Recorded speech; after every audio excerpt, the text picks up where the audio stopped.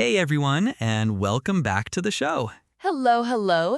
We are so happy you are here today, ready to explore another fascinating topic with us. Alice, today we are going on an adventure back in time to a place in southern Africa. Ooh, an adventure. Sounds exciting. Are we talking about pyramids, lost cities? Even better, we're going to learn about a powerful ancient kingdom called Mapungubwe. Mapungubwe. That's a beautiful name. What kind of kingdom was it? Just from the name, I'm imagining a place with rich history, maybe some hidden treasures. Great guess. The title of our passage today is simply Mapungubwe. Just from that, I'm already wondering about its people, its rulers, how it became powerful, and maybe even what led to its end. I wonder if it was like those ancient civilizations we learn about in school, with amazing trade routes or unique art. Or maybe it was a place where people lived in a special way, connected to nature. All excellent thoughts. It's a place that flourished for a long time, which means it was very successful. We'll discover what made it so special. I love that. Let's dive in and uncover the secrets of Mapungubwe. Here is what we will do today. In part 1, we read the passage together. In part 2, we learn 8 essential reading skills. In part 3, we do a quick review. And in part 4, we practice together with real questions. 4 parts, 8 skills, and an ancient kingdom. This is going to be a good one. Let's start. Music transition. 2 seconds, light and gentle. Okay, welcome to part 1. This is our reading passage about Mapungubwe. Don't worry if you've never heard of Mapungubwe before. We'll go through it slowly, and you'll learn everything you need to know. I will read each paragraph slowly. After each paragraph, Alice will explain the main idea in simple English, B1 or B2 level. Then we move on. Remember, just listen. You don't need to see the words to understand. Ready? Let's read. Mapungubwe, which was one of the first states in southern Africa, was formed by Bantu-speaking peoples who were farmers. The area controlled by the rulers of Mapungubwe had at its heart a large sandstone plateau, which was easily defended due to its inaccessibility. Cattle herding and other types of farming brought plenty of food and a surplus that could be traded for needed goods. The archaeological record for the 10th century shows a marked increase in the number of domesticated cattle in the area, as well as cotton cultivation and weaving. Okay, so paragraph A tells us that Mapungubwe was an early kingdom in southern Africa founded by farmers.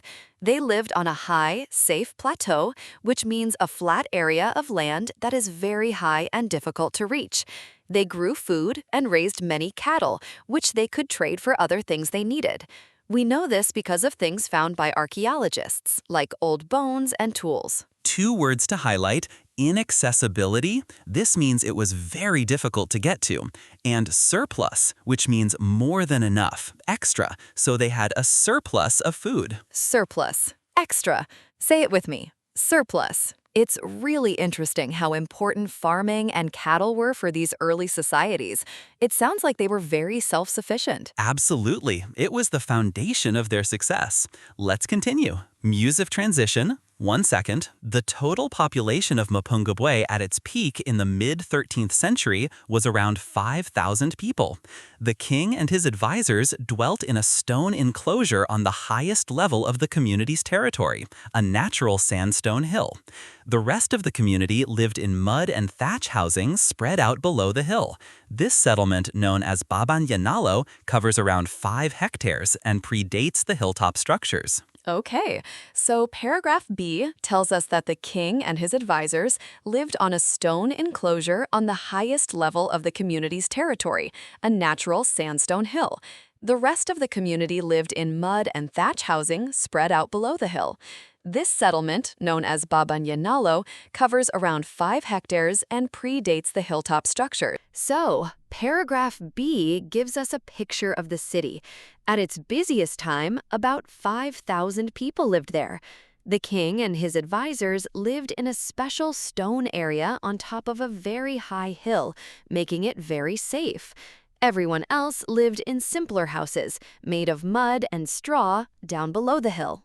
Dwelt is a slightly older word for lived, so the king dwelt means the king lived, and predates means it was built earlier than something else. So the lower town predates the hill structures, meaning the town existed before the king's home on the hill. So the common people were there first. That's a fun detail. Quick recap. Paragraph A was about how Mapungubwe started with farming and trade. Paragraph B described the layout of their city and its population. Music transition, 1 second. The kings of Mapungubwe were buried at the top of the hillside in a demarcated area away from the dwellings. There were some grander residences dotted around the outskirts of Babandianalo, and these probably belonged to male relatives of the king. There are many other smaller but still impressive sites across the Mapungubwe Plateau, which are located anywhere from 15 to 100 kilometers from the major hill site.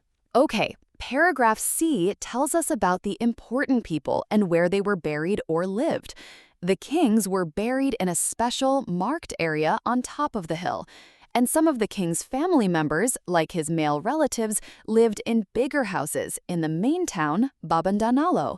There were also smaller, important sites further away, probably for local leaders who worked for the king. Demarcated means clearly marked or separated, so a demarcated area is a special marked place.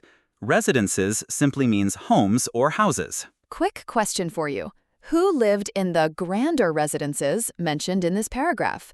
Just have a think. Pause 2 seconds. The answer is male relatives of the king. Did you get it? Nice. Music transition, 1 second. The Mapungubwe Plateau has a very high number of carnivore animal remains and ivory splinters, suggesting that the skins of these large animals and ivory elephant tusks were accumulated, probably for trade with coastal areas. The presence of glass beads, almost certainly from India, indicate there was trade of some sort with other states on the coast, who, in turn, traded with merchants traveling from India by sea. Mapungubwe also benefited from the gold trade as it passed from the Kingdom of Great Zimbabwe to the coastal city of Kosala. Paragraph D is all about trade. Mapungubwe was a trading hub.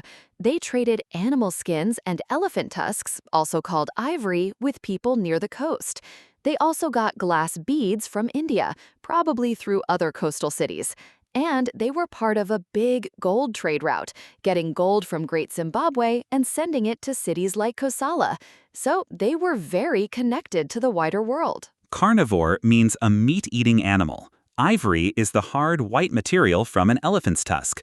A merchant is a person who buys and sells goods, especially in large amounts. Music transition, 1 second. Archaeological discoveries reveal that pottery was produced on a scale large enough to suggest the presence of professional potters. Archaeological finds include spherical vessels with short necks, beakers, and bowls, many of which have decorative stamps. There are also ceramic discs and whistles. In addition, cattle, sheep, and goat figurines and small figures of highly stylized humans with long bodies and short limbs have been found. The figures may have been used in ceremonies as offerings to ancestors, but their precise function is not known. Other discoveries include small jewelry items made from locally sourced copper. Paragraph E is about the art and crafts of Mapungubwe. They had professional potters who made many beautiful things, like bowls and whistles, often with decorations. They also found small statues called figurines of animals and people. These human figures had a special artistic style, with long bodies. We don't know exactly why they made them, but maybe they were used in special religious ceremonies for their ancestors. They also made small pieces of jewelry from copper. Artifacts are objects made by humans, usually from a long time ago. A scepter is a fancy stick held by a king or queen as a symbol of power. The kingdom of Mapungubwe was already in decline by the late 13th century, probably because overpopulation placed too much stress on local resources, a situation that may have been brought to a crisis point by a series of droughts. Trade routes may also have shifted northwards. Certainly, the areas that now prospered were to the north, such as Great Zimbabwe. Finally, paragraph G tells us that Mapungubwe started to weaken by the end of the 13th century. This was probably because too many people lived there, which used up all the local food and water. This problem got worse because of many dry periods, called droughts. Also, the important trade paths changed and went to other places, like Great Zimbabwe, which then became more powerful. Decline means to become less in amount, strength, or number. Droughts are long periods of time when there is little or no rain. Okay, that is the full passage, 7 paragraphs. Let's quickly remember the main idea of each paragraph. Paragraph A, the beginning of the kingdom, farming and trade. Paragraph B, the city layout and population. Paragraph C, burial sites and king's relatives. Paragraph D, trade with other regions. Paragraph E, pottery, figurines, and crafts. Paragraph F, gold artifacts and their discovery. Paragraph G, the reasons for Mapungubwe's decline. So, that was our passage about Mapungubwe. How did you feel? Did you get the main points of each paragraph? If you didn't catch everything, that is completely normal, especially if you were half listening while doing something else. The goal was just to get the general shape of each paragraph. Beginning, city life, burials, trade, crafts, gold, and decline. If you remember those main ideas, you have done something very useful. And now we are going to learn 8 essential reading skills that will help you tackle any passage like this faster and more confidently. Let's go to part 2. Music transition. 3 seconds, slightly more energetic. Welcome to part 2. This is the main part of today's episode, the 8 reading skills. 8 skills you can use in your next English exam or even in everyday reading. Are you ready? Let's begin with skill 1. Music transition. 1 second. Okay, skill number 1, David. Skill number 1. Skim the whole passage first before you read carefully. Skim? You mean read it fast? Yes, very fast.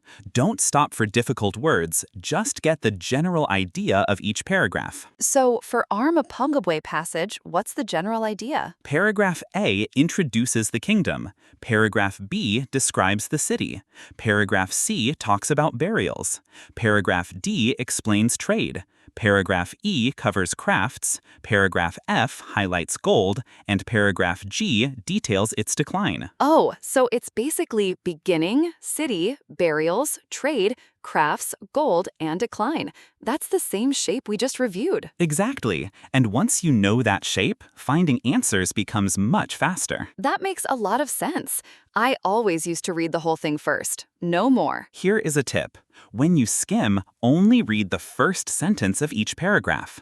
That sentence usually tells you what the paragraph is about. Say this with me. Skim first. Skill number 2.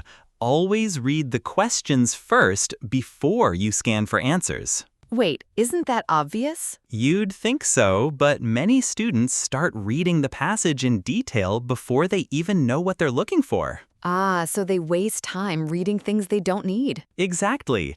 If the question asks about gold artifacts, you already know which words to look for. So the question guides the reading, not the other way around. Perfectly said. The question is your map. Read the map before you start walking. The question is your map. Say it with me. The question is your map. Pause 1 second. Music transition, 2 seconds. Okay, skill 3. Scan for keywords. Don't read every word. Let your eyes jump to the important ones. What counts as a key word? Names, numbers, dates, and unusual words. For example, in our passage, Mapungubwe, Limpopo River, 11th and 13th century, 5,000 people, Babandanalo, Great Zimbabwe, Kosala. So if a question asks about Great Zimbabwe, I just scan for those capital letters? Exactly. Your eyes move down the page quickly, like a camera, looking for the important things. Like a camera. My eyes are a camera. I love that. Numbers and dates are always easy to spot. If a question mentions 13th century, your eyes will find it very quickly. All right, quick pit stop. So far we've got skim first, questions are your map, and now eyes like a camera. 3 down, 5 to go. You know, thinking about Mapungubwe and its history, it makes you wonder how many other amazing ancient kingdoms are still out there, waiting to be discovered. It's like history's always being written, even by archaeologists. That's a great thought, Alice. The past is always revealing new secrets. Okay, back to skills. Music transition, 2 seconds. Skill 4 is a really useful one. Watch for paraphrasing. What do you mean by paraphrasing? The question will almost never use the exact same words as the passage. It will use synonyms instead. Can you give me an example from our Mapungubwe passage? Sure. The passage says, cattle herding and other types of farming brought plenty of food and a surplus that could be traded for needed goods. A question might say, agricultural produce being exchanged for other items. Oh, cattle herding and farming becomes agricultural produce, and traded for needed goods becomes exchanged for other items. Exactly. Same meaning, different words. That sounds hard. It gets easier with practice, honestly. The skill is simply, don't look for the same words, look for the same meaning. Say that again, David. I want to remember it. Don't look for the same words, look for the same meaning. Don't look for the same words, look for the same meaning. Say it with me. Don't look for the same words. Music transition, 2 seconds. Skill 5. Find the topic sentence. Usually, the first sentence of a paragraph tells you what the whole paragraph is about. So in paragraph G, the first sentence says, the kingdom of Mapungubwe was already in decline by the late 13th century. Right. So immediately, you know this paragraph is about the end of Mapungubwe. So I don't need to read the whole paragraph carefully unless the question is about why it declined. Exactly right. The topic sentence is like a sign on a door. It tells you what is inside before you open the door. Let's practice. Listen to this first sentence. What is the paragraph about? Archaeological discoveries reveal that pottery was produced on a scale large enough to suggest the presence of professional potters. Pause 2 seconds. The paragraph is about pottery and crafts. That is paragraph E. Did you get it right? Music transition, 2 seconds. Skill 6 is the one that trips learners up the most, but it's really just a small logic puzzle. True, false, not given questions. Oh no, I always get confused with not given. Everyone does it first. Here is the key difference. True means the passage says the same thing as the statement. False means the passage says the opposite. Not given means the passage simply does not mention it at all. So not given does not mean false. It just means the passage is silent. No information. Exactly. The passage is silent. Say it with me. The passage is silent. And here's a little trick this question type likes to play. Sometimes the statement says all or always, but the passage only talks about some. That's usually a false. The statement went too far. Ooh, so watch out for words like all, every, always, never. Good tip. Okay, let me test you. Here is a statement based on paragraph B. All the people in Mapungubwe lived on the hilltop. Paragraph B says the king lived on the hilltop, but the rest of the community lived in mud and thatch housing spread out below the hill. So the statement says all, but the passage says only some. That is false. Correct. Now try this one. Based on paragraph C, a wooden bridge connected the king's burial site to the lower town. Paragraph C mentions a wooden staircase connected the two levels, but it doesn't say bridge. It's similar, but not the same. Wait, it also doesn't say it connected the burial site to the lower town. The passage doesn't mention a wooden bridge specifically connecting the burial site to the lower town. So the answer is? Not given. The passage is silent about a bridge. Perfect. You just used skill 6 correctly. Music transition, 2 seconds. Skill 7, manage your time. If one question is taking too long, skip it and come back later. But isn't it bad to leave a question unanswered? It's worse to spend 5 minutes on one hard question and lose time for 5 easy ones. Oh, so one hard question can cost you many easy points. Exactly. Always guess something, mark it, and move on. You can come back at the end if you have time. A good rule of thumb, roughly 1.5 minutes per question. If you're still stuck after that, move on and come back later. A good rule of thumb, music transition, 2 seconds. And our last skill, skill 8, guess unknown words from context. You will never know every word, and that is completely normal. Oh, that is so good to hear. For example, imagine you don't know the word scepter in our passage, but the sentence talks about one such object, made of gold, found at the royal burial site, and it's something a king might have. So I can guess a scepter must be some kind of important royal golden object, maybe a staff or a symbol of power. I don't need the exact definition. I just need enough to understand its role. Exactly. Context is the words around the unknown word. Use those words as clues. Say this with me. Use context clues. And that is skill 8, and all 8 skills done. Wow, 8 skills. That was a lot. But I feel much more confident now about tackling a passage like Mapungubwe. You should. These are real, practical skills that every good reader uses. And the important thing is, these skills work together. Skim, read the questions, scan for keywords, watch for paraphrasing, topic sentence, true, false, not given, time management, context clues.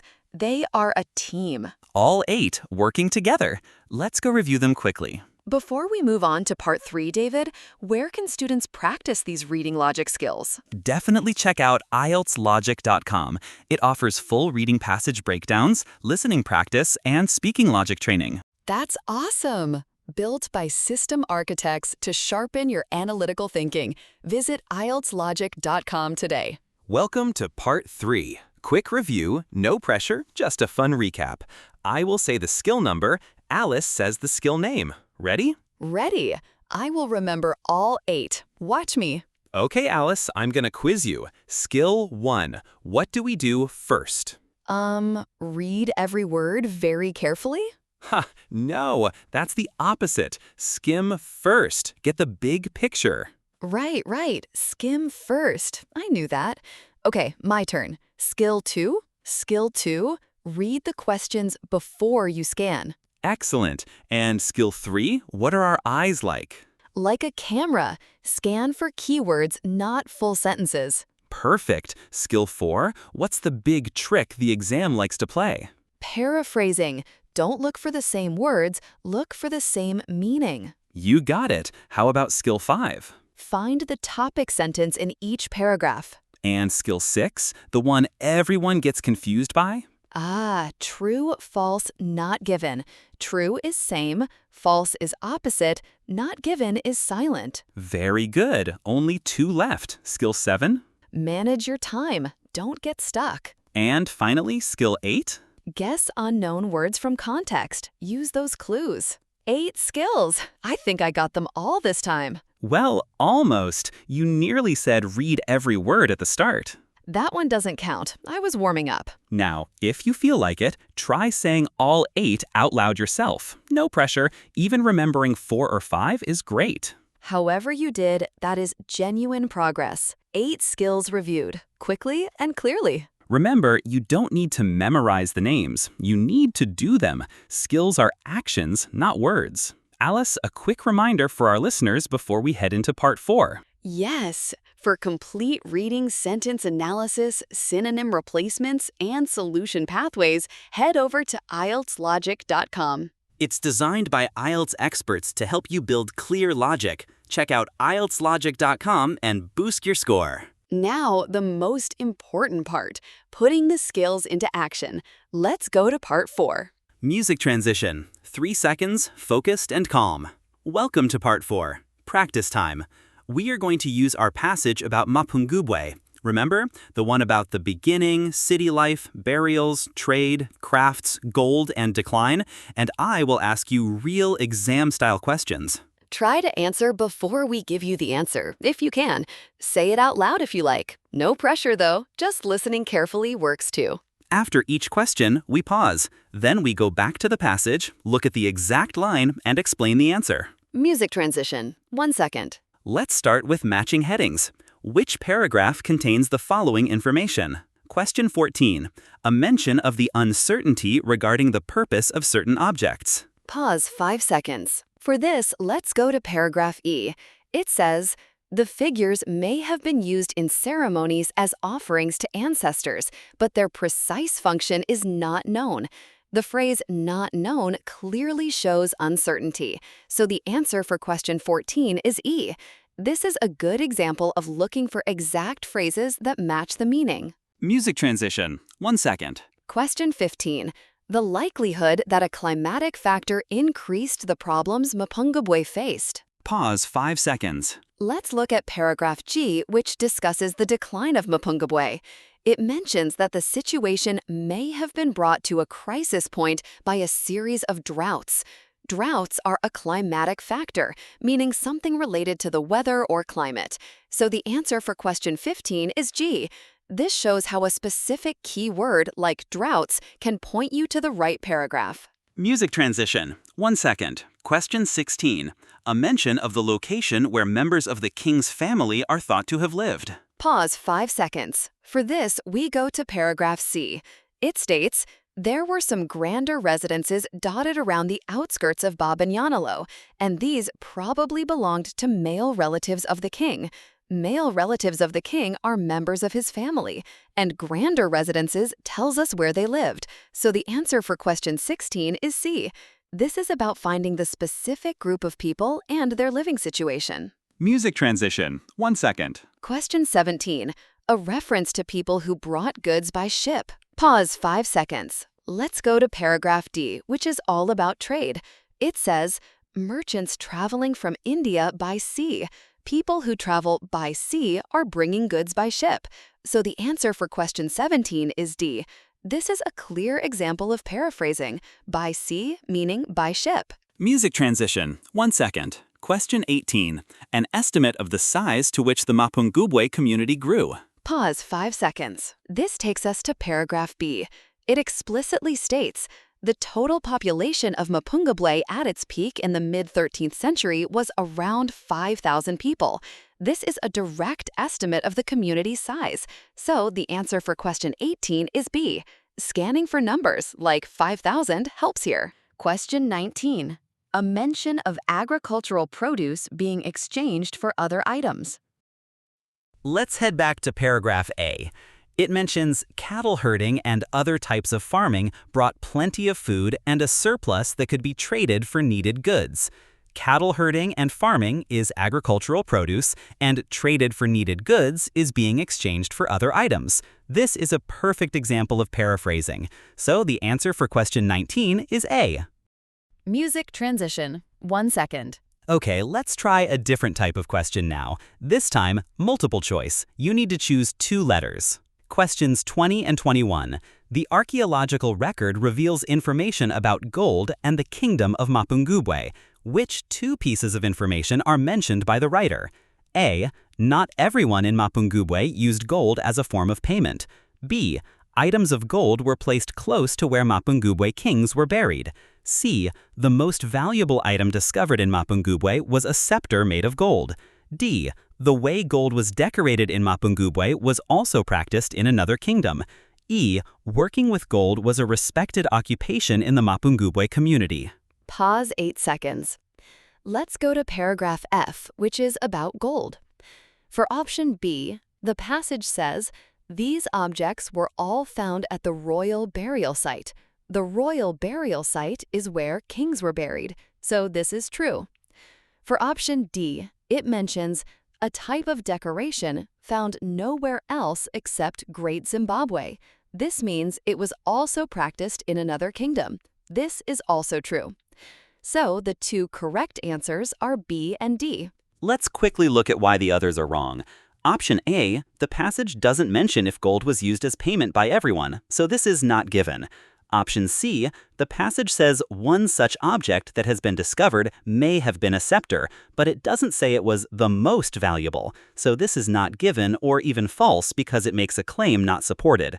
Option E, the passage talks about gold working but doesn't mention if it was a respected occupation, so this is not given.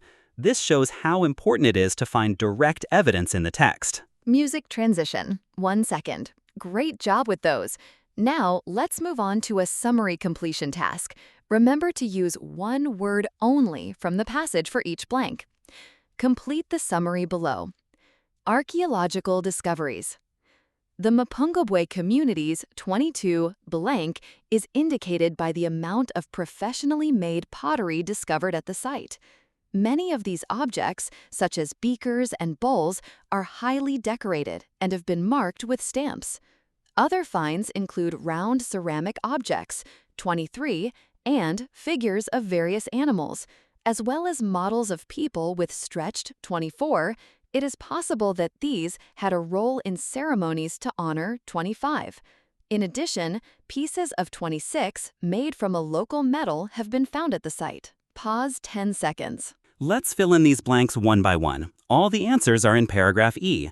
For 22, the passage says, pottery was produced on a scale large enough to suggest the presence of professional potters and is another indicator of the prosperity of Mapungubwe society. So the community's prosperity is indicated. The answer is prosperity. Music transition. 1 second. For 23, the sentence reads, there are also ceramic discs and 23, the passage states, there are also ceramic discs and whistles. So the answer is whistles. Music transition. 1 second. For 24, it talks about small figures of highly stylized humans with elongated 24 and short limbs. The passage says, small figures of highly stylized humans with elongated bodies and short limbs. So the answer is bodies. Music transition. 1 second. For 25, the sentence says, it is possible that these had a role in ceremonies to honor 25. The passage mentions, the figures may have been used in ceremonies as offerings to ancestors. So the answer is ancestors. Music transition. 1 second. And finally, for 26, the summary mentions pieces of 26 made from a local metal. The passage concludes this section with, other discoveries include small jewelry items made from locally sourced copper. So the answer is jewelry. Okay, we just went through all 13 questions. David, let me ask, what skills did we actually use today? Great question. Let's see. First, paraphrasing. Almost every question had a synonym swap, like traded for needed goods becoming exchanged for other items. Right, or climatic factor for droughts. Then, scanning for keywords. For the matching questions, we looked for specific names, numbers, or unique terms. And for the summary completion, we used word type prediction to know if we needed a noun or a verb. So if you take one thing from today, it's this. The answer is almost never about finding the exact same word. It's about finding the same idea in different words and knowing where to look for them. Well said. Okay, let's move on to our closing. So that is it for today. 8 reading skills and a fascinating journey into the ancient kingdom of Mapungubwe. Let's say all 8 one more time, fast. Skim, questions first, keywords, paraphrasing, topic sentence, true, false, not given, time management, context clues. 8 skills. Beautiful. Before we go, say this with me. I have the right strategy. I have the right strategy. I have the right strategy. Say it one more time if you like, because it's true. If this episode helped you, come back next time for more practice passages. Oh, before we go, one last fun fact about Mapungubwe. Archaeologists found a tiny golden rhinoceros figurine there. It was made from small, hammered sheets of gold. It's one of the most famous golden treasures from the site. Imagine seeing that. Until next time, keep reading, keep practicing, and trust the process. Bye, everyone. Bye-bye.